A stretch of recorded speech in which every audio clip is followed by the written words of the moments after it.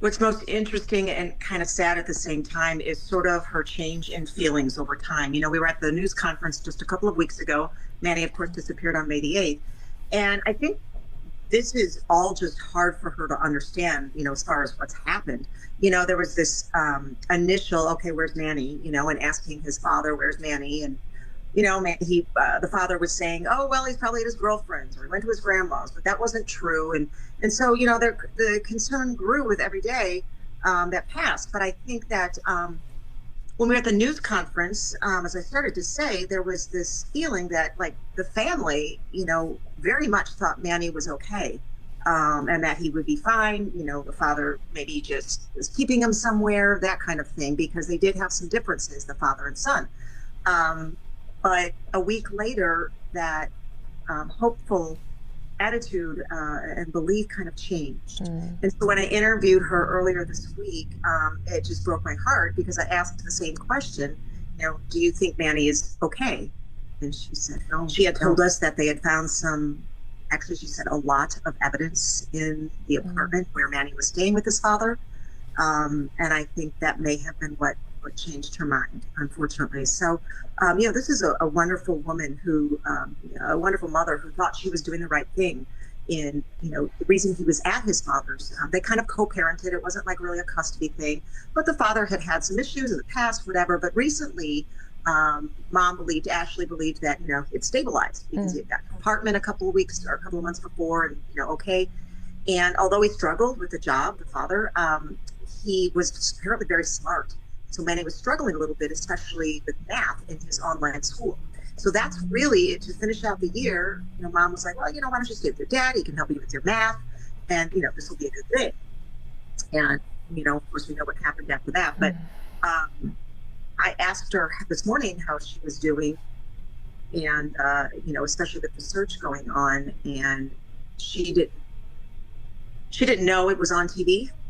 And so that was a little rough. I also interviewed his uncle. Yeah. And everyone was, the reason this was so hard to believe is, the father has never, ever shown signs of violence. They had religious differences, and that seems to be a little bit of a sticking point because the father is as she described, very passionate about his faith, which is not the same faith as her or Manny.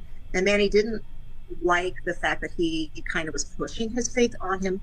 Whether or not that had anything to do with what's happened or what we fear has happened, we don't know. We don't know that for sure. But that was kind of a rub between the two. Yeah. But other than that, mom spoke to him all the time, and he never said he wanted to leave the apartment or that he was scared or that there was anything to be worried about.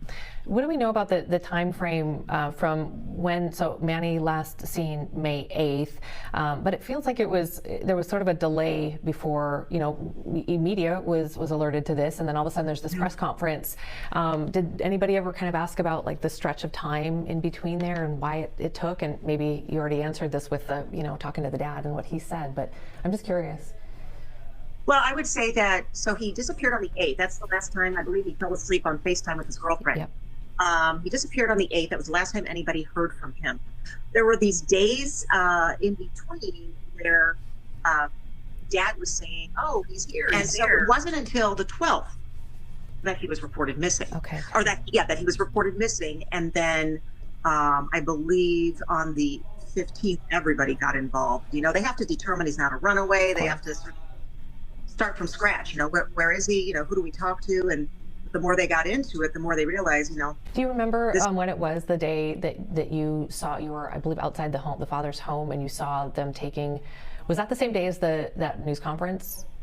I'm just trying to timeline it. Okay. It was the same day as that news conference. One thing I do find interesting too is that the day of the news conference, they said they had a person of interest, but they wouldn't name him. Right. Yeah. And they're still there. They are still there. Wow. They are still not naming him. Yesterday, I asked that question. Can you say who the person of interest is, or do you have a suspect? They did not. The only thing, and I know that they made contact with Manny's father initially. Where's Manny? And he wasn't all that cooperative. When I revisited with police yesterday saying, anything new, where's dad, whatever. And it said, the line was, police have attempted to make contact. Okay. With Manny's father. I see. And so, I mean, you don't want to assume anything, but it seems like with the word attempt that they're now struggling to contact him. This is a Right. kid with big plans and a big future, And close to his and mom too. They communicated very often, close to right? his mom. It's her only child, and he's very close to her.